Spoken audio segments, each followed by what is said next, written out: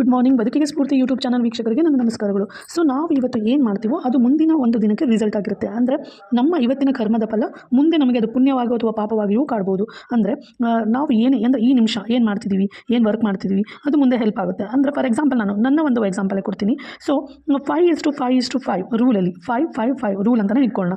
So ಈಗ ನಾನು ಈ 5 ನಿಮಿಷ ಒಂದು ವೀಡಿಯೋ ಮಾಡೋಕ್ಕೆ ಬೇಜಾರಾಯಿತು, ಎಡಿಟ್ ಮಾಡಲಿಕ್ಕೆ ಬೇಜಾರಾಯಿತು, ವ್ಯೂಸ್ ಬರಲ್ಲ, ಏನಿಲ್ಲ, ಏನಕ್ಕೆ ಸುಮ್ಮನೆ ಅಂತ ನಾನು ಈ 5 ಮಿನಿಟ್ಸು ನೆಗೆಟಿವ್ ಆ್ಯಟಿಟ್ಯೂಡ್ ಆಗಿ ಯೋಚನೆ ಮಾಡಿ ಸೊ ಹೀಗೆ ನಿಲ್ಲಿಸಿದ್ರೆ ಸೊ ಆಫ್ಟರ್ 5 ಮಂತ್ಸು ನನಗೆ 0 ಸಬ್ಸ್ಕ್ರೈಬರ್ಸ್ ಆಗ್ತಾರೆ. ಆಫ್ಟರ್ 5 ಇಯರ್ಸು ನನ್ನ ಚಾನಲೇ ಇಲ್ದಂಗೆ ಆಗುತ್ತೆ ಅಲ್ವಾ.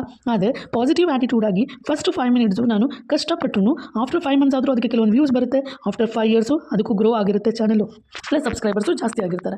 ಸೊ ಹಾಗಾಗಿ ನಮಗೆ 5:5:5 ರೂಲಲ್ಲಿ 5 ಮಿನಿಟ್ಸ್ ನಾವು ಏನು ವರ್ಕ್ ಮಾಡ್ತೀವಿ ಅಂದರೆ ಒಂದು ಬಿಸ್ನೆಸ್ ಪ್ಲ್ಯಾನ್ ಮಾಡ್ತಾ ಇದ್ದೀವಿ ಅಂದ್ಕೊಳ್ಳಿ. ಫಸ್ಟು 5 ಮಿನಿಟ್ಸು ಅದ್ರ ಬಗ್ಗೆ ಯೋಚನೆ ಮಾಡಿದಾಗ ಪಾಸಿಟಿವ್ ಆ್ಯಟಿಟ್ಯೂಡಲ್ಲೇ ನಾವು ಯೋಚನೆ ಮಾಡಿ ಒಂದು ಗುಡ್ ಐಡಿಯಾನ ನಾವು ಅದನ್ನು ಇಂಪ್ಲಿಮೆಂಟ್ ಮಾಡಬೇಕು. ಸೊ ಫಸ್ಟ್ 5 ಮಂತ್ಸು ತುಂಬಾ ಕಷ್ಟ ಆಗ್ಬೋದು, ಆದರೆ ಆಫ್ಟರ್ 5 ಇಯರ್ಸು ನೀವು ಸಕ್ಸಸ್ಫುಲ್ ಬಿಸ್ನೆಸ್ ಮ್ಯಾನ್ ಆಗ್ಬೋದು, ಮಿಲಿಯನಿಯರ್ ಆಗ್ಬೋದು, ಬಿಲಿಯನಿಯರ್ ಆಗ್ಬೋದು, ಹೇಳಲಿಕ್ಕಾಗಲ್ಲ. ಅಂದರೆ ಫಸ್ಟ್ 5 ಮಿನಿಟ್ಸು ಪ್ಲಾನಿಂಗ್ ಕಷ್ಟ ಅನ್ಸ್ಬೋದು, ಫಸ್ಟ್ 5 ಮಂತ್ಸು ಎಕ್ಸಿಕ್ಯೂಟ್ ಮಾಡೋದು ಕಷ್ಟ ಆಗ್ಬೋದು, ಆದರೆ ಫಸ್ಟ್ 5 ಇಯರ್ಸು ನಾವು really it's a good positive success person ಆಗಿ ನಾವು ಕಾಣಿಸ್ಕೊಬೇಕಾಗುತ್ತೆ, ಈಸಿಯಾಗಿ ಕಾಣಿಸ್ಕೋಬೋದು.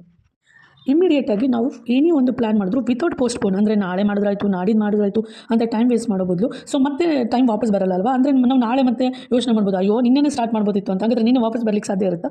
ಇಲ್ಲ. ಸೊ ಟ್ರಸ್ಟ್ ಮೀ, ಯಾರಾದ್ರೂ ಯಾವುದೇ ಸಹಾಯ ತಗೊಳ್ಳದೆ ನಿಮ್ಮ ಬದುಕಿಗೆ, ನಿಮ್ಮ ಫ್ಯೂಚರ್ಗೆ ಏನು ಬೇಕು ಅಂತ ಪ್ರತಿ ಕ್ಷಣ ನೀವು ಯೋಚನೆ ಮಾಡಿ ಅದನ್ನು ಎಕ್ಸಿಕ್ಯೂಟ್ ಮಾಡಿ. ಇನ್ಸ್ಟೆಡ್ ಆಫ್ ಥಿಂಕಿಂಗ್ ಅದರ್ಸ್, ಅಂದರೆ ನೀವು ಬೇರೆಯವ್ರ ಬಗ್ಗೆ ಜಾಸ್ತಿ ಯೋಚನೆ ಮಾಡೋದು, ಅವ್ರನ್ನೇನೋ ದೂರ್ತಾ ಇರೋದು, ಅವಾಗ ಏನಾಗುತ್ತೆ ನಿಮ್ಮದು ಒಂದು 10 ಮಿನಿಟ್ಸ್ ಅದ್ರ ಬಗ್ಗೆ ಯೋಚನೆ ಮಾಡಿದ್ರೆ ಬೇರೆಯವ್ರ ಬಗ್ಗೆ ಅಂತ ಅಂದ್ಕೊಳ್ಳಿ, ನಿಮ್ಮ ಜೀವನದ ಮುಖ್ಯವಾದ 10 ನಿಮಿಷ ನೀವು ವೇಸ್ಟ್ ಮಾಡ್ಕೊಂಡ್ರಿ ಅಂತ ಅಂದ್ಬಿಟ್ಟು. ಸೊ ಆ 10 ನಿಮಿಷ ನಾವೇ ಯೋಚನೆ ಮಾಡಿ ಬೇರೆಯವ್ರ ಬಗ್ಗೆ ಟೈಮ್ ವೇಸ್ಟ್ ಮಾಡ್ಕೋಬೇಕು.